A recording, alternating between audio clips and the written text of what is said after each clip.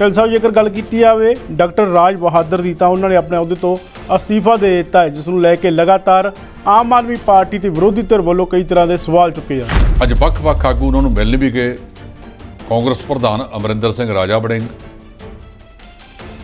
ਕਈ ਹੋਰ ਆਗੂ, ਕਈਆਂ ਨੇ ਇਹਦਾ ਨਿਖੇਧੀ ਕੀਤੀ ਹੈ। ਪ੍ਰਗਟ ਸਿੰਘ, ਡਾਕਟਰ ਦਲਜੀਤ ਸਿੰਘ ਚੀਮਾ ਅਕਾਲੀ ਦਲ ਵੱਲੋਂ, ਅਕਾਲੀ ਦਲ ਦੇ ਹੋਰ ਵੀ ਸੀਨੀਅਰ ਆਗੂਆਂ ਨੇ ਇਹਦੀ ਵਿਰੋਧਤਾ ਕੀਤੀ ਹੈ। ਚੇਤਨ ਸਿੰਘ ਜੌੜੇ ਮਾਜਰਾ, ਉਹ ਕਈ ਦਿਨਾਂ ਤੋਂ ਹਸਪਤਾਲਾਂ ਦੇ ਚੱਕਰ ਕੱਟਦੇ ਆਉਂਦੇ ਆ ਤੇ ਉੱਥੇ ਉਹਨਾਂ ਦੀ ਝਾੜ ਚੰਬ ਵੀ ਕਰਕੇ ਆਉਂਦੇ ਆ। ਕਰਨ ਇਹਨਾਂ ਤੋਂ ਪਹਿਲਾਂ ਅਕਾਲੀ ਭਾਜਪਾ ਸਰਕਾਰ ਦੇ ਵਿੱਚ ਇੰਦਰਜੀਤ ਸਿੰਘ ਜੀਰਾ ਵੀ ਬਹੁਤ ਥਾਵਾਂ ਤੇ ਜਾਂਦੇ ਸੀ। ਉੱਥੇ ਅਮਰਿੰਦਰ ਸਿੰਘ ਰਾਜਾ ਵੜਿੰਗ ਨੇ ਕਿਹਾ, ਉਹਨੇ ਗੁੱਡੀ ਹੱਥ ਵੀ ਲਾਏ ਵੀ ਤੁਹਾਡੇ ਤਾਂ ਤੁਸੀਂ ਸਾਡੇ ਪਿਤਾ ਸਨਮਾਨ ਹੋ, ਔਰ ਵਿਸ਼ਵ ਦੇ ਵਿੱਚ ਉਹਨਾਂ ਦੀ ਪ੍ਰਸਿੱਧੀ ਦਾ ਕੋਈ ਮੁਕਾਬਲਾ ਨਹੀਂ। ਜੇ ਉਨਤਾਈਆਂ ਨਜ਼ਰ ਵੀ ਆਈਆਂ ਸੀ ਤਾਂ ਮੰਤਰੀ ਸਾਹਿਬ ਨੂੰ ਚਾਹੀਦਾ ਸੀ ਕਿ ਉਹ ਵਾਈਸ ਚਾਂਸਲਰ ਸਾਹਿਬ ਦੇ ਦਫ਼ਤਰ 'ਚ ਬਹਿੰਦੇ, ਉੱਥੇ ਮੈਡੀਕਲ ਸੁਪਰਡੈਂਟ, ਪ੍ਰਿੰਸੀਪਲ ਸਾਰੇ ਬੁਲਾਏ ਜਾਂਦੇ ਤੇ ਦੱਸਿਆ ਜਾਂਦਾ ਵੀ ਤੁਹਾਡਾ ਆਹ ਪ੍ਰਬੰਧ ਹੈ ਇੱਥੇ। ਕਹਿੰਦੇ, ਮੈਂ ਕਿਹਾ ਮੰਤਰੀ ਜੀ, ਜੇ ਮੇਰੇ ਮਰੀਜ਼ ਇੱਥੇ ਪੈਂਦੇ ਨੇ ਤਾਂ ਮੈਂ ਕਿਉਂ ਨਹੀਂ ਪੈ ਸਕਦਾ?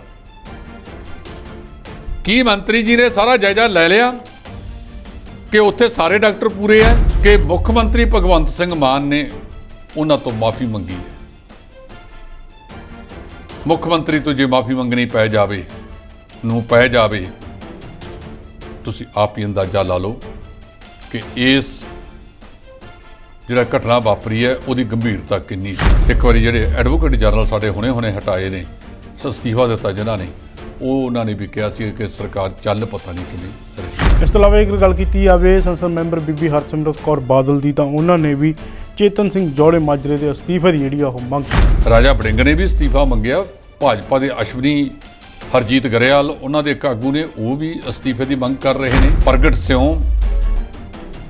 ਅਮਰਿੰਦਰ ਸਿੰਘ ਰਾਜਾ ਵੜਿੰਗ, ਉਹਨਾਂ ਦੇ ਕਈ ਹੋਰ ਸੀਨੀਅਰ ਮੰਤਰੀ, ਸਾਬਕਾ ਵਿਧਾਇਕ, ਇਹ ਸਾਰੇ ਅਸਤੀਫਾ ਮੰਗ ਰਹੇ ਨੇ। ਜੇਕਰ ਗੱਲ ਕੀਤੀ ਜਾਵੇ ਰਾਘਵ ਚੱਡਾ ਤੇ ਕੇਜਰੀਵਾਲ ਦੀ, ਤਾਂ ਉਹਨਾਂ ਦੀ ਸਿਕਿਉਰਿਟੀ ਨੂੰ ਲੈ ਕੇ ਲਗਾਤਾਰ ਵਿਰੋਧੀ ਧਿਰਾਂ ਵੱਲੋਂ ਸਵਾਲ ਚੁੱਕੇ ਜਾ ਰਹੇ ਸਨ। ਉਸ ਨੂੰ ਲੈ ਕੇ ਰਾਘਵ ਚੱਡਾ ਦਾ ਕਹਿਣਾ ਹੈ ਕਿ ਇਹ ਸਭ ਫਰਜ਼ੀ ਜਿਹੜੀਆਂ ਖਬਰਾਂ ਨੇ।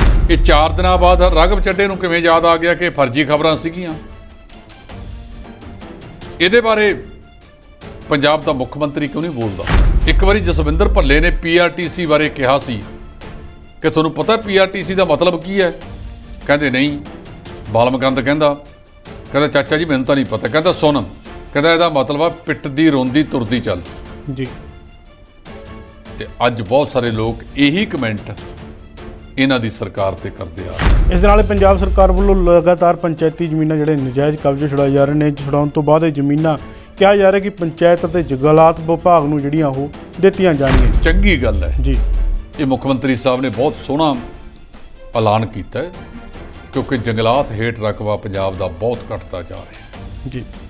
ਜੇ ਇਹਨਾਂ ਜ਼ਮੀਨਾਂ ਨੂੰ ਨਾਲ ਤਾਂ ਖੜਾ ਛੁੱਟੂ ਕਿ ਜਿਹੜਾ ਇਹ ਥੋੜ੍ਹੇ ਪੈਸੇ ਦੇ ਕੇ ਰਸੂਖਦਾਰ ਇਹਨੂੰ ਸਾਂਭੀ ਬੈਠੇ ਸੀ, ਜੰਗਲਾਤ ਵਿਭਾਗ ਨੂੰ ਦਿੱਤੀ ਜਾਊਗੀ, ਤਾਂ ਸਮਝਦੇ ਹਾਂ ਕਿ ਜੰਗਲਾਤ ਵਿਭਾਗ ਵਿੱਚ ਕੁਝ ਨਾ ਕੁਝ ਫਾਇਦਾ ਹੋਏਗਾ। ਜੰਗਲਾਤ ਇਹ ਧਰਤੀ ਵਧੇਗੀ ਤੇ ਬਰਸਾਤਾਂ ਤੇ ਹੋਰ ਚੀਜ਼ਾਂ ਵੱਧ ਪੈਣਗੀਆਂ।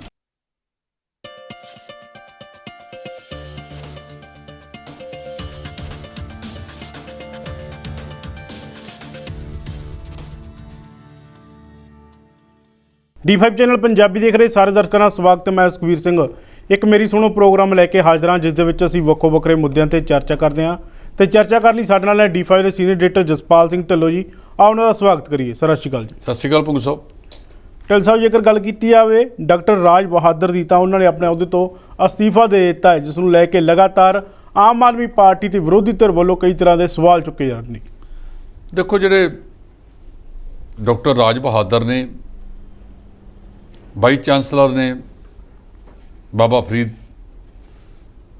ਮੈਡੀਕਲ ਯੂਨੀਵਰਸਿਟੀ ਦੇ, ਉਹ ਆਪਣੇ ਆਪ ਦੇ ਵਿੱਚ ਬਹੁਤ ਉੱਚ ਸ਼ਖਸੀਅਤ ਨੇ। ਇਸ ਤਰ੍ਹਾਂ ਦੀਆਂ ਸ਼ਖਸੀਅਤਾਂ ਦਾ ਜਿਹੜਾ ਮਨ ਹੁੰਦਾ, ਸੂਖਮ ਹੁੰਦਾ, ਉਹ ਬਹੁਤ ਹੀ। ਅੱਜ ਵੱਖ-ਵੱਖ ਆਗੂ ਉਹਨਾਂ ਨੂੰ ਮਿਲਣ ਵੀ ਗਏ। ਕਾਂਗਰਸ ਪ੍ਰਧਾਨ ਅਮਰਿੰਦਰ ਸਿੰਘ ਰਾਜਾ ਵੜਿੰਗ, ਕਈ ਹੋਰ ਆਗੂ, ਕਈਆਂ ਨੇ ਇਹਦਾ ਨਿਖੇਧੀ ਕੀਤੀ ਹੈ। ਪ੍ਰਗਟ ਸਿੰਘ, ਡਾਕਟਰ ਦਲਜੀਤ ਸਿੰਘ ਚੀਮਾ ਅਕਾਲੀ ਦਲ ਵੱਲੋਂ, ਅਕਾਲੀ ਦਲ ਦੇ ਹੋਰ ਵੀ ਸੀਨੀਅਰ ਆਗੂਆਂ ਨੇ ਇਹਦੀ ਵਿਰੋਧਤਾ ਕੀਤੀ ਹੈ। ਕਾਂਗਰਸ ਦੇ ਬਹੁਤ ਸਾਰੇ ਆਗੂਆਂ ਨੇ ਵਿਰੋਧਤਾ ਕੀਤੀ ਹੈ। ਇੱਥੋਂ ਤੱਕ ਕਿ ਭਾਰਤੀ ਜਨਤਾ ਪਾਰਟੀ ਦੇ ਆਗੂਆਂ ਨੇ ਵੀ ਵਿਰੋਧਤਾ ਕੀਤੀ ਹੈ। ਇਹ ਮਾਮਲਾ ਇਸ ਕਿਸਮ ਦਾ ਹੈ। ਮੰਤਰੀ ਬਣਦੇ ਨੇ ਸਿਹਤ ਦੇ ਚੇਤਨ ਸਿੰਘ ਜੌੜੇ ਮਾਜਰਾ, ਉਹ ਕਈ ਦਿਨਾਂ ਤੋਂ ਹਸਪਤਾਲਾਂ ਦੇ ਚੱਕਰ ਕੱਟਦੇ ਆਉਂਦੇ ਆ ਅਤੇ ਉੱਥੇ ਉਹਨਾਂ ਦੀ ਝਾੜ ਚੰਬ ਵੀ ਕਰਕੇ ਆਉਂਦੇ ਆ ਕਰਨ। ਇਹਨਾਂ ਤੋਂ ਪਹਿਲਾਂ ਅਕਾਲੀ ਭਾਜਪਾ ਸਰਕਾਰ ਦੇ ਵਿੱਚ ਇੰਦਰਜੀਤ ਸਿੰਘ ਜੀਰਾ ਵੀ ਬਹੁਤ ਥਾਵਾਂ ਤੇ ਜਾਂਦੇ ਸੀ। ਕਿਹਨੂੰ ਨਹੀਂ ਪਤਾ ਕਿ ਹਸਪਤਾਲਾਂ ਦੇ ਵਿੱਚ ਵੱਡੀਆਂ ਵੱਡੀਆਂ ਊਣਤਾਈਆਂ ਨੇ। ਇਹ ਜਿਹੜੀ ਤਸਵੀਰ ਉੱਥੋਂ ਦੀ ਆਈ, ਇਹ ਪਹਿਲਾਂ ਹੋਰਨਾਂ ਹਸਪਤਾਲਾਂ 'ਚ ਵੀ ਆਈ ਹੋਣੀ ਹੈ। ਇਹ ਪਹਿਲੇ ਹਸਪਤਾਲ 'ਚ ਤਾਂ ਗਏ ਨਹੀਂ ਜਾਂ ਪਹਿਲੀ ਥਾਂ ਤੇ। ਉਹਨਾਂ ਨੂੰ ਆਪਣੇ ਮੁੱਖ ਮੰਤਰੀ ਨੂੰ ਦੱਸਣਾ ਚਾਹੀਦਾ ਸੀ ਕਿ ਆਪਾਂ ਮੁਹੱਲਾ ਕਲੀਨਿਕ ਖੋਲ੍ਹਣ ਤੁਰੇ ਹਾਂ ਅਤੇ ਜਿਹੜੇ ਮੌਜੂਦਾ ਢਾਂਚਾ ਉਹਦਾ ਹਾਲ ਤਾਂ ਆ। ਇਹੀ ਤਾਂ ਪੰਜਾਬ ਦੇ ਵਿੱਚ ਇੱਕ ਬਿਮਾਰੀ ਹੈ ਕਿ ਜਿਹੜਾ ਕੰਮ ਇੱਕ ਸਰਕਾਰ ਨੇ ਕਰਤਾ, ਦੂਜੇ ਨੇ ਆ ਕੇ ਉਹਨੂੰ ਬੰਦ ਕਰ ਦੇਣਾ, ਨਵਾਂ ਸ਼ੁਰੂ ਕਰ ਲੈਣਾ ਹੈ। 1977 ਦੇ ਵਿੱਚ ਸਰਦਾਰ ਪ੍ਰਕਾਸ਼ ਸਿੰਘ ਬਾਦਲ ਨੇ ਫੋਕਲ ਪੁਆਇੰਟ ਸਕੀਮ ਲਿਆਂਦੀ ਸੀ, ਉਹ ਉਹਨਾਂ ਦੇ ਨਾਲ ਹੀ ਖਤਮ ਹੋ ਗਈ। ਦੂਜੀ ਸਰਕਾਰ ਨੇ ਕੁਛ ਲਿਆਂਦਾ, ਬੇਅੰਤ ਸਿੰਘ ਦੀ ਸਰਕਾਰ ਹੁੰਦੀ ਸੀ, ਉੱਨਤ ਗ੍ਰਾਮ ਯੋਜਨਾ, ਉਦੋਂ ਅਗਲਿਆਂ ਨੇ ਬਾਦਲ ਸਾਹਿਬ ਨੇ ਉਹਦਾ ਭੋਗ ਪਾਤਾ। ਇੱਕ ਸ਼ੁਰੂ ਕਰਦਾ, ਦੂਜਾ ਭੋਗ ਪਾ ਦਿੰਦਾ। ਇਹਦੇ ਵਿੱਚ ਜਿਹੜੀ ਅਫਸਰਸ਼ਾਹੀ ਆ ਉਹਦੀਆਂ ਮੌਜਾਂ ਲੱਗੀਆਂ ਨੇ। ਰਾਜ ਬਹਾਦਰ ਕਹਿੰਦੇ ਵੀ ਸੰਸਥਾ ਦੇ ਮੁਖੀ ਹੋਣ ਦੇ ਨਾਤੇ ਮੈਂ ਉੱਥੇ ਚਲਿਆ ਗਿਆ। ਪਹਿਲਾਂ ਮੰਤਰੀ ਨੂੰ ਇਸ ਗੱਲ ਦਾ ਗਿਆਨ ਹੋਣਾ ਚਾਹੀਦਾ ਹੈ ਕਿ ਜਿਹੜਾ ਇਹ ਪ੍ਰਬੰਧ ਹੁੰਦਾ ਉਹ ਮੈਡੀਕਲ ਸੁਪਰਡੈਂਟ ਕੋਲੇ ਹੁੰਦਾ ਹੈ। ਮੈਂ ਉਹਨਾਂ ਨੂੰ ਸੁਣ ਰਿਹਾ ਸੀ, ਮੋਹਾਲੀ ਦੇ ਵਿੱਚ ਆਪਰੇਸ਼ਨ ਕਰ ਰਹੇ ਸੀ। ਉੱਥੇ ਅਮਰਿੰਦਰ ਸਿੰਘ ਰਾਜਾ ਵੜਿੰਗ ਨੇ ਕਿਹਾ, ਉਹਨੇ ਗੁੱਡੀ ਹੱਥ ਵੀ ਲਾਏ ਵੀ ਤੁਹਾਡੇ ਤਾਂ ਤੁਸੀਂ ਸਾਡੇ ਪਿਤਾ ਸਨਮਾਨ ਹੋ, ਔਰ ਵਿਸ਼ਵ ਦੇ ਵਿੱਚ ਉਹਨਾਂ ਦੀ ਪ੍ਰਸਿੱਧੀ ਦਾ ਕੋਈ ਮੁਕਾਬਲਾ ਨਹੀਂ। ਉਹ ਕਹਿੰਦੇ ਮੇਰਾ ਮਨ ਨਹੀਂ ਕਰਦਾ, ਮੈਂ ਅਸਤੀਫਾ ਦੇਤਾ। ਉੱਥੇ ਜੇ ਊਣਤਾਈਆਂ ਨਜ਼ਰ ਵੀ ਆਈਆਂ ਸੀ ਤਾਂ ਮੰਤਰੀ ਸਾਹਿਬ ਨੂੰ ਚਾਹੀਦਾ ਸੀ ਕਿ ਉਹ ਵਾਈਸ ਚਾਂਸਲਰ ਸਾਹਿਬ ਦੇ ਦਫ਼ਤਰ 'ਚ ਬਹਿੰਦੇ, ਉੱਥੇ ਮੈਡੀਕਲ ਸੁਪਰਡੈਂਟ, ਪ੍ਰਿੰਸੀਪਲ ਸਾਰੇ ਬੁਲਾਏ ਜਾਂਦੇ ਅਤੇ ਦੱਸਿਆ ਜਾਂਦਾ ਵੀ ਤੁਹਾਡਾ ਆਹ ਪ੍ਰਬੰਧ ਹੈ ਇੱਥੇ। ਉਹ ਕਹਿੰਦੇ ਜਦੋਂ ਮੈਨੂੰ ਕਿਹਾ ਗਿਆ ਕਿ ਤੁਸੀਂ ਇੱਥੇ ਪੈ ਸਕਦੇ ਹੋ, ਕਹਿੰਦੇ ਮੈਂ ਕਿਹਾ ਮੰਤਰੀ ਜੀ ਜੇ ਮੇਰੇ ਮਰੀਜ਼ ਇੱਥੇ ਪੈਂਦੇ ਨੇ ਤਾਂ ਮੈਂ ਕਿਉਂ ਨਹੀਂ ਪੈ ਸਕਦਾ।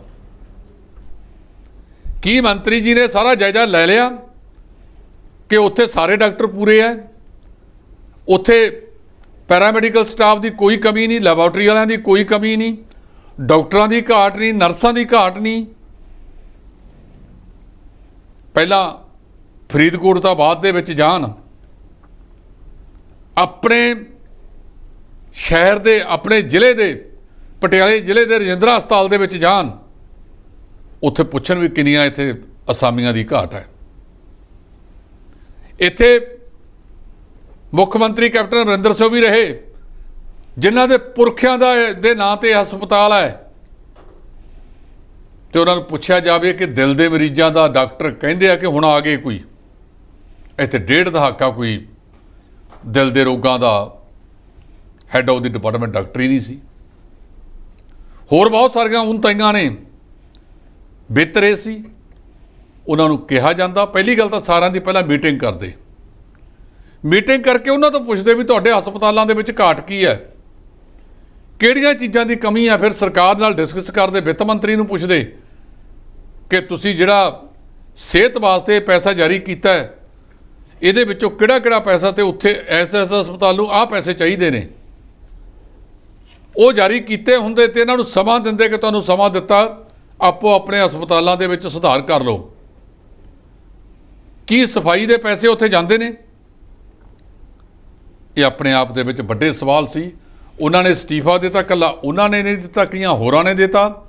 ਇਸ ਗੱਲ ਦੀ ਨਾਜ਼ੁਕਤਾ ਇਸ ਗੱਲ ਤੋਂ ਪਤਾ ਲੱਗਦੀ ਹੈ ਕਿ ਮੁੱਖ ਮੰਤਰੀ ਭਗਵੰਤ ਸਿੰਘ ਮਾਨ ਨੇ ਉਹਨਾਂ ਤੋਂ ਮਾਫੀ ਮੰਗੀ ਹੈ। ਮੁੱਖ ਮੰਤਰੀ ਤੋਂ ਜੇ ਮਾਫੀ ਮੰਗਣੀ ਪੈ ਜਾਵੇ ਤੁਸੀਂ ਆਪ ਹੀ ਅੰਦਾਜ਼ਾ ਲਾ ਲਓ ਕਿ ਇਸ ਜਿਹੜਾ ਘਟਨਾ ਵਾਪਰੀ ਹੈ ਉਹਦੀ ਗੰਭੀਰਤਾ ਕਿੰਨੀ ਸੀ। ਤੁਸੀਂ ਇੱਥੇ ਬੰਦੇ ਭਜਾਉਣਾ ਹੀ ਹੋ। ਇਸੇ ਕਰਕੇ ਤਾਂ ਲੋਕਾਂ ਨੇ ਕਿਹਾ ਸੀ ਕਿ ਜੇ ਅਣਜਾਣ ਵਿਅਕਤੀਆਂ ਦੇ ਹੱਥ ਬੱਸ ਫੜਾ ਦਿਓ, ਉਹ ਐਕਸੀਡੈਂਟ ਕਰ ਲੂ, ਟਰੱਕ ਫੜਾ ਦਿਓ, ਮੋਟਰਸਾਈਕਲ ਫੜਾ ਦਿਓ, ਉਹ ਸਾਰੇ ਇਹਦੇ ਤੇ ਹਾਦਸਾ ਕਰ ਸਕਣਗੇ। ਇੱਕ ਵਾਰੀ ਨੌਜਵਾਨਾਂ ਦੀ ਬਰਾਤ ਗਈ, ਕਹਿੰਦੇ ਵੀ ਅਸੀਂ ਸਾਰੇ ਨੌਜਵਾਨ ਲੈ ਕੇ ਜਾਣੇ ਨੇ, ਫਿਰ ਵੀ ਉਹਨਾਂ ਦੇ ਨਾਲ ਇੱਕ ਬਜ਼ੁਰਗ ਭੇਜਤਾ ਸੀ। ਇਹਨਾਂ ਨੇ ਸਾਫ਼ ਕਰਤਾ, ਬਹੁਤ ਸਾਰੇ ਲੋਕਾਂ ਦੇ ਵਿੱਚ ਇਹ ਗੱਲ ਚੱਲਦੀ ਹੈ ਕਿ ਇਹ ਸਰਕਾਰ ਦੇ ਵਿੱਚ ਤਜਰਬੇ ਨਾਂ ਦੀ ਕੋਈ ਚੀਜ਼ ਨਹੀਂ, ਆਪਾ ਧਾਪੀ ਬਣੀ ਹੋਈ ਹੈ। ਇੱਕ ਵਾਰੀ ਜਿਹੜੇ ਐਡਵੋਕੇਟ ਜਨਰਲ ਸਾਡੇ ਹੁਣੇ ਹਟਾਏ ਨੇ, ਅਸਤੀਫਾ ਦਿੱਤਾ ਜਿਨ੍ਹਾਂ ਨੇ, ਉਹ ਉਹਨਾਂ ਨੇ ਵੀ ਕਿਹਾ ਸੀ ਕਿ ਸਰਕਾਰ ਚੱਲ ਪਤਾ ਨਹੀਂ ਕਿਵੇਂ ਰਹੀ ਹੈ। ਜੀ ਪੰਗੂ ਸਾਹਿਬ ਜੀ। ਇਸ ਤੋਂ ਇਲਾਵਾ ਇੱਕ ਗੱਲ ਕੀਤੀ ਜਾਵੇ ਸੰਸਦ ਮੈਂਬਰ ਬੀਬੀ ਹਰਸਿਮਰਤ ਕੌਰ ਬਾਦਲ ਦੀ, ਤਾਂ ਉਹਨਾਂ ਨੇ ਵੀ ਚੇਤਨ ਸਿੰਘ ਜੌੜੇ ਮਾਜਰੇ ਦੇ ਅਸਤੀਫੇ ਦੀ ਜਿਹੜੀ ਉਹ ਮੰਗ ਕੀਤੀ। ਦੇਖੋ, ਬੀਬੀ ਹਰਸਿਮਰਤ ਕੌਰ ਬਾਦਲ ਮੈਂਬਰ ਪਾਰਲੀਮੈਂਟ ਹੈ, ਸਾਬਕਾ ਕੇਂਦਰੀ ਵਜ਼ੀਰ ਹੈ, ਇੱਕ ਉਸ ਪਰਿਵਾਰ ਦੀ ਨੂੰਹ ਹੈ ਜਿਹਨੇ ਸਭ ਤੋਂ ਵੱਧ ਸਮਾਂ ਇਸ ਪੰਜਾਬ ਦੇ ਉੱਤੇ ਰਾਜ ਕੀਤਾ ਹੈਗਾ। ਇਕੱਲੇ ਹਰਸਿਮਰਤ ਕੌਰ ਕਿਉਂ, ਰਾਜਾ ਵੜਿੰਗ ਨੇ ਵੀ ਅਸਤੀਫਾ ਮੰਗਿਆ, ਭਾਜਪਾ ਦੇ ਅਸ਼ਵਨੀ ਹਰਜੀਤ ਗਰੇਵਾਲ ਉਹਨਾਂ ਦੇ ਇੱਕ ਆਗੂ ਨੇ, ਉਹ ਵੀ ਅਸਤੀਫੇ ਦੀ ਮੰਗ ਕਰ ਰਹੇ ਨੇ। ਪ੍ਰਗਟ ਸਿਉਂ, ਅਮਰਿੰਦਰ ਸਿੰਘ ਰਾਜਾ ਵੜਿੰਗ, ਉਹਨਾਂ ਦੇ ਕਈ ਹੋਰ ਸੀਨੀਅਰ ਮੰਤਰੀ, ਸਾਬਕਾ ਵਿਧਾਇਕ, ਇਹ ਸਾਰੇ ਅਸਤੀਫਾ ਮੰਗ ਰਹੇ ਨੇ। ਅਕਾਲੀ ਦਲ ਦੇ ਪਾਪਾ ਡਾਕਟਰ ਦਲਜੀਤ ਸਿੰਘ ਚੀਮਾ ਦੀ ਗੱਲ ਤਾਂ ਕੀਤੀ ਸੀ, ਉਹਨਾਂ ਤੋਂ ਇਲਾਵਾ ਹੋਰ ਕਈ ਆਗੂ ਉਹ ਵੀ ਇਸ ਗੱਲ ਦੇ ਅਸਤੀਫੇ ਦੀ ਮੰਗ ਕਰ ਰਹੇ ਨੇ। ਜੀ। ਜੇਕਰ ਗੱਲ ਕੀਤੀ ਜਾਵੇ ਰਾਘਵ ਚੱਡਾ ਤੇ ਕੇਜਰੀਵਾਲ ਦੀ, ਤਾਂ ਉਹਨਾਂ ਦੀ ਸਿਕਿਉਰਿਟੀ ਨੂੰ ਲੈ ਕੇ ਲਗਾਤਾਰ ਵਿਰੋਧੀ ਧਿਰਾਂ ਵੱਲੋਂ ਸਵਾਲ ਚੁੱਕੇ ਜਾ ਰਹੇ ਸਨ। ਉਸ ਨੂੰ ਲੈ ਕੇ ਰਾਘਵ ਚੱਡਾ ਦਾ ਕਹਿਣਾ ਹੈ ਕਿ ਇਹ ਸਭ ਫਰਜ਼ੀ ਜਿਹੜੀਆਂ ਖਬਰਾਂ ਨੇ ਜੀ। ਇਹ 4 ਦਿਨਾਂ ਬਾਅਦ ਰਾਘਵ ਚੱਡੇ ਨੂੰ ਕਿਵੇਂ ਯਾਦ ਆ ਗਿਆ ਕਿ ਫਰਜ਼ੀ ਖਬਰਾਂ ਸੀਗੀਆਂ? ਇਹਦੇ ਬਾਰੇ ਪੰਜਾਬ ਦਾ ਮੁੱਖ ਮੰਤਰੀ ਕਿਉਂ ਨਹੀਂ ਬੋਲਦਾ, ਜੀ, ਜਿਹਦੇ ਕੋਲ ਗ੍ਰਹਿ ਦਾ ਮਹਿਕਮਾ ਹੈਗਾ? ਇਹ ਜਿਹੜਾ ਖਲਾਰਾ ਇਹਨਾਂ ਨੇ ਪਹਿਲੇ 4 ਮਹੀਨਿਆਂ 'ਚ ਹੀ ਪਾ ਲਿਆ, ਤੇ ਅਖੀਰ ਤੱਕ ਕਿਵੇਂ ਜਾਣਗੇ? ਇੱਕ ਵਾਰੀ ਜਸਵਿੰਦਰ ਭੱਲੇ ਨੇ PRTC ਬਾਰੇ ਕਿਹਾ ਸੀ ਕਿ ਤੁਹਾਨੂੰ ਪਤਾ PRTC ਦਾ ਮਤਲਬ ਕੀ ਹੈ? ਕਹਿੰਦੇ ਨਹੀਂ। ਬਾਲਮਕੰਦ ਕਹਿੰਦਾ ਚਾਚਾ ਜੀ ਮੈਨੂੰ ਤਾਂ ਨਹੀਂ ਪਤਾ। ਕਹਿੰਦਾ ਸੁਣ, ਕਹਿੰਦਾ ਇਹਦਾ ਮਤਲਬ ਆ ਪਿੱਟਦੀ ਰੋਂਦੀ ਤੁਰਦੀ ਚੱਲ। ਜੀ। ਤੇ ਅੱਜ ਬਹੁਤ ਸਾਰੇ ਲੋਕ ਇਹੀ ਕਮੈਂਟ ਇਹਨਾਂ ਦੀ ਸਰਕਾਰ ਤੇ ਕਰਦੇ ਆ ਰਹੇ ਨੇ। ਜੀ। ਉਹ ਕਹਿੰਦੇ ਫਰਜ਼ੀ ਸੀ, ਤੇ ਇੰਨੇ ਤੇ ਬਾਰ-ਬਾਰ ਰੌਲਾ ਪੈਂਦਾ ਕਿਉਂ ਹੈ? ਅਰਵਿੰਦ ਕੇਜਰੀਵਾਲ ਨੂੰ ਦਿੱਲੀ ਪੁਲਿਸ ਨੇ ਜੈਡ ਸਿਕਿਉਰਿਟੀ ਦਿੱਤੀ ਹੋਈ ਹੈ। ਉਹ ਕਹਿੰਦੇ ਉਹਨਾਂ ਦੇ ਜਿਹੜੇ ਰਾਕੇਸ਼ ਅਸਥਾਨਾ ਪੁਲਿਸ ਕਮਿਸ਼ਨਰ ਨੇ ਵੀ ਜੇ ਉਹਨਾਂ ਨੂੰ ਜ਼ਰੂਰਤ ਪਈ ਤਾਂ ਅਸੀਂ ਹੋਰ ਵੀ ਦੇ ਸਕਦੇ ਹਾਂ। ਇਹ ਜਿਹੜੇ ਬੇਲੋੜੇ ਵਿਵਾਦ ਨੇ, ਇਹ ਸਰਕਾਰ ਨੇ ਬਿਨਾਂ ਮਤਲਬ ਤੋਂ ਖੜੇ ਕਰ ਲਏ। ਅਸੀਂ ਭਗਵੰਤ ਸਿੰਘ ਮਾਨ ਮੁੱਖ ਮੰਤਰੀ ਪੰਜਾਬ ਨੂੰ ਕਹਾਂਗੇ ਕਿ ਇਹ ਬੇਲੋੜੇ ਵਿਵਾਦਾਂ ਤੋਂ ਬਚਣ ਦੀ ਜ਼ਰੂਰਤ ਹੈ। ਜੀ। ਇਸ ਦੇ ਨਾਲ ਪੰਜਾਬ ਸਰਕਾਰ ਵੱਲੋਂ ਲਗਾਤਾਰ ਪੰਚਾਇਤੀ ਜ਼ਮੀਨਾਂ ਜਿਹੜੇ ਨਜਾਇਜ਼ ਕਬਜ਼ੇ ਛੁਡਾਏ ਜਾ ਰਹੇ ਨੇ। ਛੁਡਾਉਣ ਤੋਂ ਬਾਅਦ ਇਹ ਜ਼ਮੀਨਾਂ ਕਿਹਾ ਜਾ ਰਿਹਾ ਕਿ ਪੰਚਾਇਤ ਅਤੇ ਜੰਗਲਾਤ ਵਿਭਾਗ ਨੂੰ ਜਿਹੜੀਆਂ ਉਹ ਦਿੱਤੀਆਂ ਜਾਣਗੀਆਂ ਜੀ। ਨਹੀਂ, ਉਹਨਾਂ ਨੇ ਕਿਹਾ ਕਿ ਜੰਗਲਾਤ ਵਿਭਾਗ ਨੂੰ ਦੇਵਾਂਗੇ, ਚੰਗੀ ਗੱਲ ਹੈ ਜੀ। ਇਹ ਮੁੱਖ ਮੰਤਰੀ ਸਾਹਿਬ ਨੇ ਬਹੁਤ ਸੋਹਣਾ ਐਲਾਨ ਕੀਤਾ ਹੈ, ਕਿਉਂਕਿ ਜੰਗਲਾਤ ਹੇਠ ਰਕਬਾ ਪੰਜਾਬ ਦਾ ਬਹੁਤ ਘਟਦਾ ਜਾ ਰਿਹਾ ਹੈ। ਜੀ। ਜੇ ਇਹਨਾਂ ਜ਼ਮੀਨਾਂ ਨੂੰ ਨਾਲ ਤਾਂ ਖੜਾ ਛੁੱਟੂ ਕਿ ਜਿਹੜਾ ਇਹ ਥੋੜ੍ਹੇ ਪੈਸੇ ਦੇ ਕੇ ਰਸੂਖਦਾਰ ਇਹਨੂੰ ਸਾਂਭੀ ਬੈਠੇ ਸੀ, ਉਹਦੀ ਥਾਂ ਦੇ ਉੱਤੇ ਜੇ ਇਹਨਾਂ ਲੋਕਾਂ ਨੂੰ ਇਹ ਜ਼ਮੀਨਾਂ ਜੰਗਲਾਤ ਵਿਭਾਗ ਨੂੰ ਦਿੱਤੀ ਜਾਊਗੀ ਤਾਂ ਸਮਝਦੇ ਹਾਂ ਕਿ ਜੰਗਲਾਤ ਵਿਭਾਗ ਵਿੱਚ ਕੁਝ ਨਾ ਕੁਝ ਫਾਇਦਾ ਹੋਏਗਾ। ਜੰਗਲਾਤ ਇਹ ਧਰਤੀ ਵਧੇਗੀ ਤੇ ਬਰਸਾਤਾਂ ਤੇ ਹੋਰ ਚੀਜ਼ਾਂ ਵੱਧ ਪੈਣਗੀਆਂ। ਆ ਇੱਕ ਦਿਨ ਦੀ ਬਰਸਾਤ ਨਹੀਂ ਝੱਲੀ ਗਈ, 2 ਘੰਟੇ ਬਰਸਾਤ ਪਈ ਹੈ ਤੇ ਸਾਰਾ ਪੰਜਾਬ ਜਲ ਥਲ ਕਰਤਾ ਹੈ, ਤੇ ਇੱਥੇ ਮੱਖੀ ਤੇ ਮੱਖੀ ਮਾਰੀ ਜਾਂਦੇ ਨੇ। ਆ ਪਹਿਲਾਂ 15 ਅਗਸਤ ਤੋਂ ਬਾਅਦ ਬਰਸਾਤ ਦੀ ਸੰਭਾਵਨਾ ਕਾਫੀ ਘਟ ਜਾਂਦੀ ਹੈ, ਤੇ ਉਦੋਂ ਬਾਅਦ ਇਹ ਫੈਲਾਂ ਠੰਡੇ ਬਸਤੇ 'ਚ ਪੈ ਜਾਣਗੀਆਂ। ਫਿਰ 11 ਮਹੀਨੇ ਇਹਨਾਂ ਦੇ ਉੱਤੇ ਮਿੱਟੀ ਪੈਂਦੀ ਰਹੇਗੀ, ਕਿਸੇ ਨੇ ਨਹੀਂ ਝੱਲਣੀ। ਜੇ ਜੰਗਲਾਤ ਲਾਉਣ ਵਾਲੇ ਪਾਸੇ ਸਰਕਾਰ ਤੁਰੀ ਹੈ ਕਿ ਚੰਗੀ ਗੱਲ ਹੈ। ਇਹਦੇ ਨਾਲ ਹੀ ਜਿਹੜਾ ਟੈਕਸਟਾਈਲ ਪਾਰਕ ਬਣਾਉਣ ਦੀ ਗੱਲ ਕੀਤੀ ਜਾ ਰਹੀ ਸੀ, ਚੰਗਾ ਹੋਵੇ ਜੇ ਉਹਨੂੰ ਬਠਿੰਡੇ ਦੇ ਥਰਮਲ ਪਲਾਂਟ ਵਾਲੀ ਜਗ੍ਹਾ ਦੇ ਉੱਤੇ ਲਾਇਆ ਜਾਵੇ। ਜਗ੍ਹਾ ਵੀ ਲੈਣ ਦੀ ਲੋੜ ਨਹੀਂ, ਔਰ ਨਾਲ ਇੱਕ ਸ਼ਰਤ ਰੱਖੀ ਜਾਵੇ ਕਿ ਉਹਦੇ ਵਿੱਚ ਜਿਹੜੀ ਭਰਤੀ ਹੋਏਗੀ 80% ਪੰਜਾਬ 'ਚੋਂ ਕੀਤੀ ਜਾਵੇਗੀ। ਜੀ। ਇਸ ਦੇ ਨਾਲ ਇਹ ਗੱਲ ਕੀਤੀ ਜਾਵੇ ਸਿੱਖ ਜਥੇਬੰਦੀ, ਤਾਂ ਉਹਨਾਂ ਨੇ ਪੰਜਾਬ ਸਰਕਾਰ ਦੇ ਖਿਲਾਫ ਸੰਘਰਸ਼ ਕਰਨ ਦਾ ਐਲਾਨ ਕੀਤਾ ਹੈ। ਉਹਨਾਂ ਦਾ ਕਹਿਣਾ ਹੈ ਕਿ ਬੰਦੀ ਸਿੰਘਾਂ ਦੀ ਜਿਹੜੀ ਰਿਹਾਈ ਜਿਹਨਾਂ ਦੀ ਸਜ਼ਾ ਪੂਰੀ ਹੋ ਚੁੱਕੀ ਹੈ ਉਹਨਾਂ ਨੂੰ ਰਿਹਾ ਕੀਤਾ ਜਾਵੇ ਜੀ। 2 ਗੱਲਾਂ ਦੀਆਂ ਉਹਨਾਂ ਦੀ ਮੰਗ ਹੈਗੀ ਹੈ ਜੀ। ਇੱਕ ਤਾਂ ਉਹਨਾਂ ਨੇ ਕਿਹਾ ਕਿ 13 ਅਗਸਤ ਵਾਲੇ ਦਿਨ ਅਸੀਂ ਕਾਲੇ ਚੋਲੇ ਕਾਲੇ ਝੰਡੇ ਲੈ ਕੇ ਲੁਧਿਆਣੇ ਦੇ ਵਿੱਚ ਜਿੱਥੇ ਮੁੱਖ ਮੰਤਰੀ ਭਗਵੰਤ ਸਿੰਘ ਮਾਨ ਨੇ ਰਾਸ਼ਟਰੀ ਝੰਡਾ ਲਹਿਰਾਉਣਾ ਹੈ, ਇਹ ਪਹਿਲਾ ਰਾਸ਼ਟਰੀ ਝੰਡਾ ਹੋਏਗਾ ਉਹਨਾਂ ਵੱਲੋਂ ਐਜ ਮੁੱਖ ਮੰਤਰੀ। ਉਹ ਕਹਿੰਦੇ ਉੱਥੇ ਕਾਲੇ ਝੰਡੇ ਵੀ ਦਿਖਾਵਾਂਗੇ ਤੇ ਕਾਲੇ ਝੰਡੇ ਚੋਲੇ ਪਾ ਕੇ ਉਸ ਦਿਨ ਉੱਥੇ ਪ੍ਰਦਰਸ਼ਨ ਵੀ ਕਰਾਂਗੇ। ਦੂਜਾ ਉਹ ਕਹਿੰਦੇ ਆ ਕਿ ਜਿਹੜਾ ਬੰਦੀ ਸਿੰਘ ਨੇ, ਬੰਦੀ ਸਿੰਘਾਂ ਦੇ ਉੱਤੇ ਸਿਆਸਤ ਹੋ ਰਹੀ ਹੈ, ਸਾਰੀਆਂ ਹੀ ਪਾਰਟੀਆਂ ਇਹਦੇ ਤੇ ਸਿਆਸਤ ਕਰਨ ਦੇ ਵਿੱਚ ਲੱਗੀਆਂ ਹੋਈਆਂ ਨੇ। ਜਿਨ੍ਹਾਂ ਪ੍ਰਧਾਨ ਮੰਤਰੀ ਸਾਹਿਬ ਨੇ 2019 ਚ ਕਿਹਾ ਸੀ ਗੁਰੂ ਨਾਨਕ ਦੇਵ ਜੀ ਦੇ 550ਵੇਂ ਪ੍ਰਕਾਸ਼ ਦਿਹਾੜੇ ਤੇ ਕਿ ਅਸੀਂ ਬੰਦੀ ਸਿੰਘ ਰਿਹਾ ਕਰ ਦਾਂਗੇ, ਉਹ ਰਿਹਾ ਨਹੀਂ ਹੋਏ। ਭਾਈਵਾਲ ਵੀ ਅੱਖਾਂ ਮੀਚ ਕੇ ਬਹਿ ਗਏ ਤੇ ਬਾਅਦ ਦੇ ਵਿੱਚ ਬੰਦੀ ਸਿੰਘਾਂ ਦਾ ਚੇਤਾ ਆ ਗਿਆ ਜਦੋਂ ਲੋਕਾਂ ਨੇ ਸਰਕਾਰ ਚੋਂ ਬਾਹਰ ਕਰਤਾ। ਸੋ ਇਹ ਜਿਹੜੇ ਸਿੱਖ ਜਥੇਬੰਦੀਆਂ ਨੇ ਹੁਣ ਕਿਹਾ ਕਿ ਅਸੀਂ ਬੰਦੀ ਸਿੰਘਾਂ ਦੀ ਰਿਹਾਈ ਕੀਤੀ ਜਾਵੇ। ਇੱਕ ਪਾਸੇ ਪ੍ਰਧਾਨ ਮੰਤਰੀ ਸਾਹਿਬ ਅੱਜ ਕਹਿ ਰਹੇ ਨੇ, ਕੱਲ੍ਹ ਉਹਨਾਂ ਨੇ ਇੱਕ ਫੰਕਸ਼ਨ 'ਚ ਕਿਹਾ ਕਿ ਹਵਾਲਾਤੀਆਂ ਦੀ ਰਿਹਾਈ ਕਰਨ ਅਦਾਲਤਾਂ ਜਲਦੀ ਤੋਂ ਜਲਦੀ। ਉਹ ਤਾਂ ਉਹਨਾਂ ਨੂੰ ਨਜ਼ਰ ਆ ਰਹੇ ਨੇ ਤੇ ਫਿਰ ਬੰਦੀ ਸਿੰਘ ਕਿਉਂ ਨਹੀਂ ਨਜ਼ਰ ਆਉਂਦੇ? ਜੇ ਇਸੇ ਸਰਕਾਰ ਦੇ ਵਿੱਚ ਰਾਜੀਵ ਗਾਂਧੀ ਸਾਹਿਬ ਦੇ ਜਿਹੜੇ ਕਤਲ ਦੇ ਵਿੱਚ ਸੀਗੇ ਪ੍ਰਾਰੀਵਨ, ਉਹਨਾਂ ਨੂੰ ਛੱਡਿਆ ਜਾ ਸਕਦਾ ਤੇ ਫਿਰ ਬੰਦੀ ਸਿੰਘਾਂ ਨੂੰ ਕਿਉਂ ਨਹੀਂ ਰਿਹਾ ਕੀਤਾ ਜਾ ਸਕਦਾ, ਜਿਹੜੇ ਆਪਣੀਆਂ ਸਜ਼ਾਵਾਂ ਵੀ ਪੂਰੀਆਂ ਕਰ ਚੁੱਕੇ ਨੇ? ਜੀ, ਇਸ ਦੇ ਚੱਲਦਿਆਂ ਨਸ਼ਾ ਤਸਕਰੀ ਨੂੰ ਲੈ ਕੇ ਕੇਂਦਰੀ ਮੰਤਰੀ ਅਮਿਤ ਸ਼ਾਹ ਦਾ ਕਹਿਣਾ ਹੈ ਕਿ ਸਮਾਜ ਦੇ ਲਈ ਨਸ਼ਾ ਤਸਕਰੀ ਹੈ ਜਿਹੜਾ ਉਹ ਖਤਰਾ ਹੋ ਸਕਦੀ ਹੈ। ਜੀ, ਇਹ ਗੱਲ ਚੰਡੀਗੜ੍ਹ ਦੇ ਵਿੱਚ ਅੱਜ ਆਏ ਹੋਏ ਨੇ ਗ੍ਰਹਿ ਮੰਤਰੀ ਅਮਿਤ ਸ਼ਾਹ ਹੋਰੀ। ਜੀ, ਉੱਥੇ 3 ਰਾਜ ਹਿਮਾਚਲ, ਪੰਜਾਬ, ਹਰਿਆਣਾ, ਚੌਥਾ ਇਹਨਾਂ ਦੇ ਮੁੱਖ ਮੰਤਰੀ, ਚੌਥਾ ਕੇਂਦਰੀ ਸ਼ਾਸਿਤ ਪ੍ਰਦੇਸ਼ ਚੰਡੀਗੜ੍ਹ ਦੇ ਮੁੱਖ ਪ੍ਰਸ਼ਾਸਕ, ਇਹ ਸਾਰੇ ਇਕੱਠੇ ਇਹਨਾਂ ਦੀ ਮੀਟਿੰਗ ਵੀ ਲੈਣੀ ਸੀ ਉਹਨਾਂ ਨੇ, ਕਿਉਂਕਿ ਅੱਜ ਬਹੁਤ ਭਾਰੀ ਮਾਤਰਾ ਦੇ ਵਿੱਚ ਜਿਹੜਾ ਇਹਨਾਂ 4 ਥਾਵਾਂ ਦੇ ਉੱਤੇ ਨਸ਼ੇ ਦੀ ਬਰਾਮਦਗੀ ਹੋਈ ਹੈ ਉਹਨੂੰ ਡਿਸਪੋਜ਼ ਆਫ ਕਰਨਾ ਸੀ, ਉਹਨੂੰ ਖਤਮ ਕਰਨਾ ਸੀ। ਜੀ, ਉਹਨਾਂ ਨੇ ਅੱਜ ਇਸ ਸਮਾਗਮ ਦੀ ਪ੍ਰਧਾਨਗੀ ਕੀਤੀ ਹੈ ਤੇ ਉੱਥੇ ਉਹਨਾਂ ਨੇ ਬੋਲਦਿਆਂ ਕਿਹਾ ਕਿ ਨਸ਼ਾ ਦੇਸ਼ ਵਾਸਤੇ ਬਹੁਤ ਖਤਰਨਾਕ ਹੈ। ਇਸ ਨਸ਼ੇ ਕਾਰਨ ਜਿਹੜਾ ਹੈਗਾ ਸੁਰੱਖਿਆ ਨੂੰ ਵੀ ਖਤਰਾ ਹੋ ਸਕਦਾ ਹੈਗਾ। ਤਾਂ ਫਿਰ ਸੁਰੱਖਿਆ ਨੂੰ ਵਧਾਉਣਾ ਕਿਹਨੇ ਹੈ?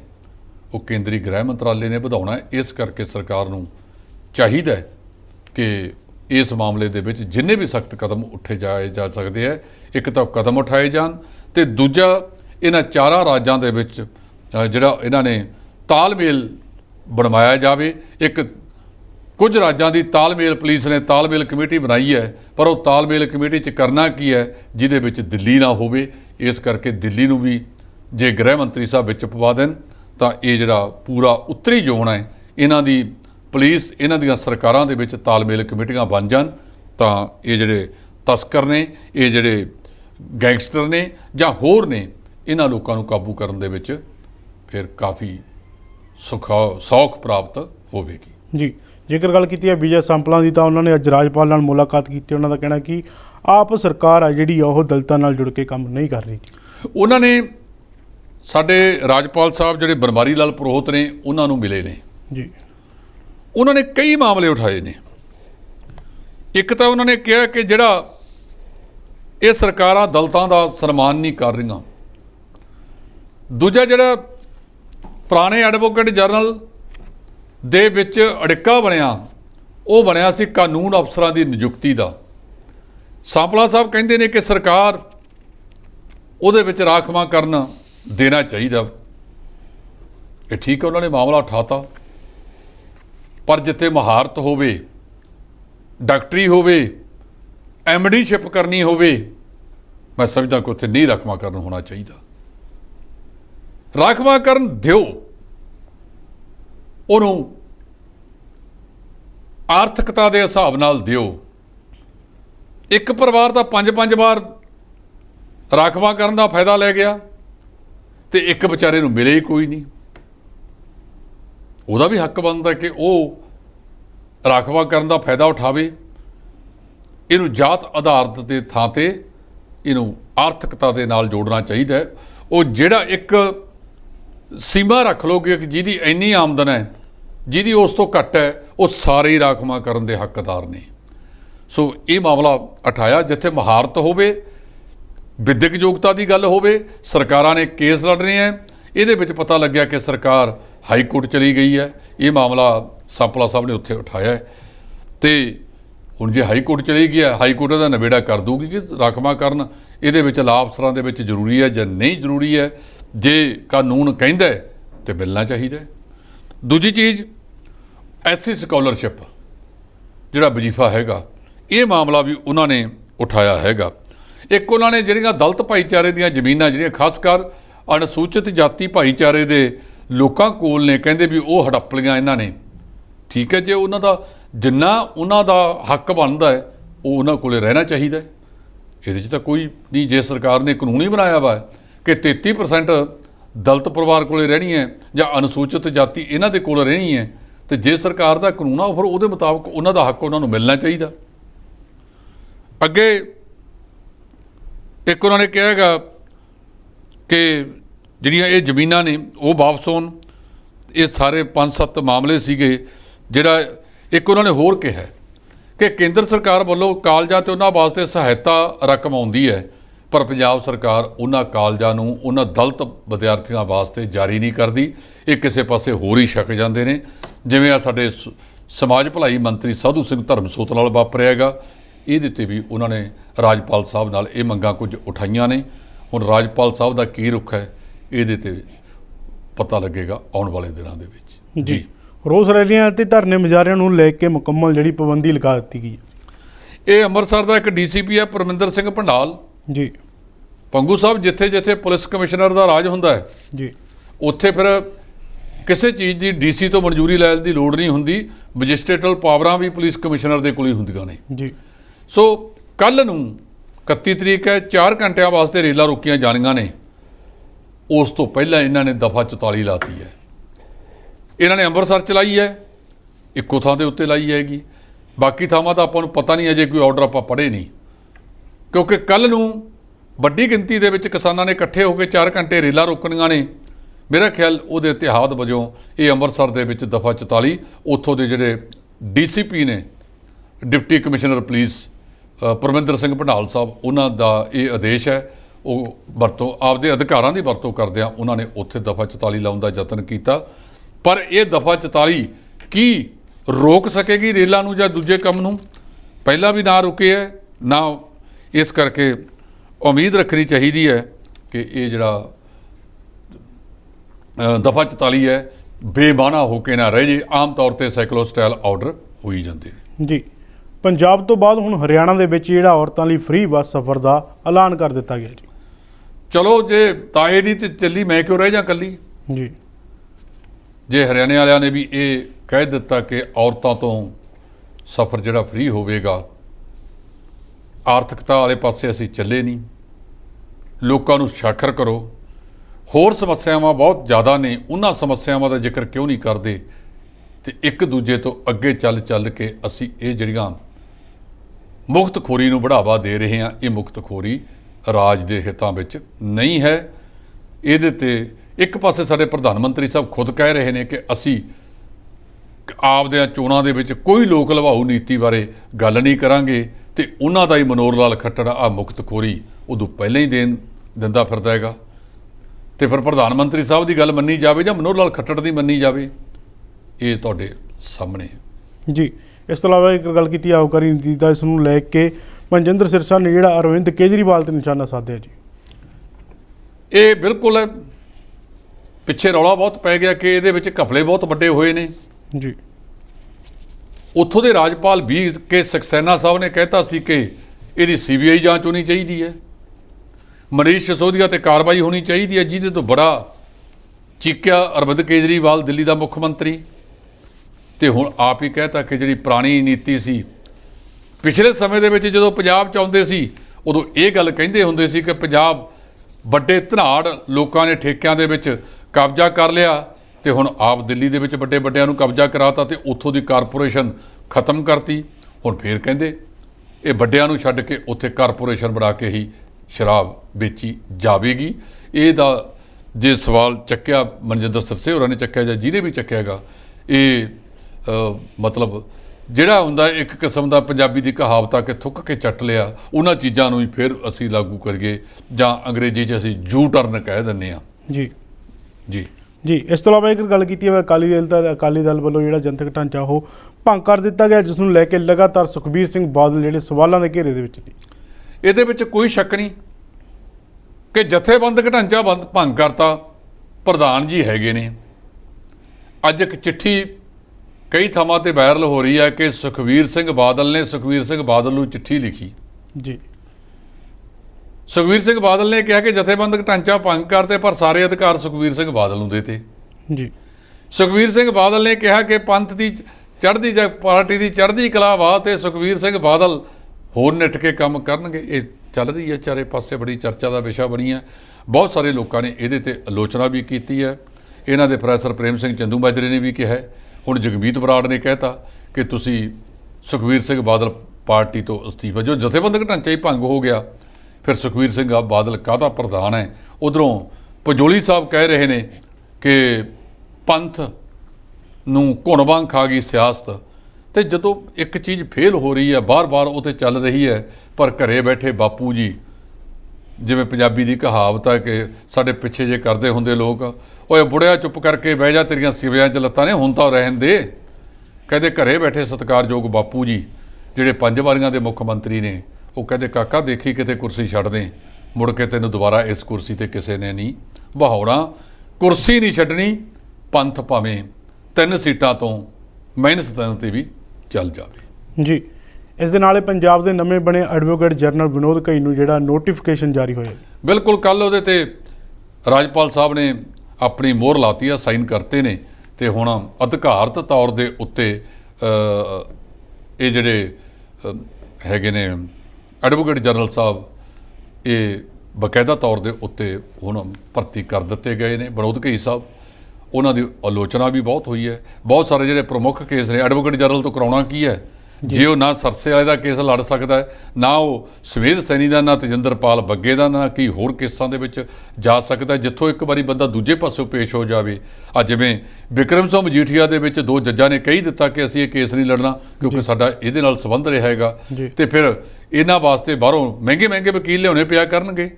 ਇਹ ਆਪਣੇ ਆਪ ਦੇ ਵਿੱਚ ਸਵਾਲ ਆ। ਇਹਦਾ ਜਵਾਬ ਪੰਜਾਬ ਦੇ ਮੁੱਖ ਮੰਤਰੀ ਨੂੰ ਦੇਣਾ ਚਾਹੀਦਾ। ਜਿਹੜਾ ਬੰਦਾ ਪ੍ਰਮੁੱਖ ਕੇਸਾਂ ਦੇ ਵਿੱਚ ਪੇਸ਼ ਹੀ ਨਹੀਂ ਹੋ ਸਕਦਾ, ਉਹਨੂੰ ਫਿਰ ਐਡਵੋਕੇਟ ਜਨਰਲ ਲਾਉਂਦਾ। ਇਹ ਸਵਾਲਾਂ ਦੇ ਵਿੱਚ ਲਗਾਤਾਰ ਚੱਲ ਰਹੇ ਨੇ। ਜੀ ਧੰਨਵਾਦ ਜੀ। ਇਹ ਸਨ D5 ਦੇ ਸੀਨੀਅਰ ਐਡੀਟਰ ਜਸਪਾਲ ਸਿੰਘ ਢਿੱਲੋਂ, ਜਿਨ੍ਹਾਂ ਨੇ ਵੱਖਰੇ ਮੁੱਦੇ 'ਤੇ ਚਰਚਾ ਕੀਤੀ। ਹੁਣ ਦੇਖਣਾ ਹੋਵੇਗਾ ਕਿ ਐਡਵੋਕੇਟ ਜਨਰਲ ਜੋ ਲੈ ਕੇ ਲੋਕਾਂ ਵੱਲੋਂ ਸਵਾਲ ਖੜੇ ਕੀਤੇ ਜਾ ਰਹੇ ਨੇ, ਉਸ ਦਾ ਆਮ ਆਦਮੀ ਪਾਰਟੀ ਆਉਣ ਵਾਲੇ ਦਿਨਾਂ ਦੇ ਵਿੱਚ ਕੀ ਜਵਾਬ ਦਿੰਦੀ ਹੈ। ਤੁਸੀਂ ਦੇਖ ਰਹੇ ਹੋ D5 ਚੈਨਲ ਪੰਜਾਬੀ। ਧੰਨਵਾਦ।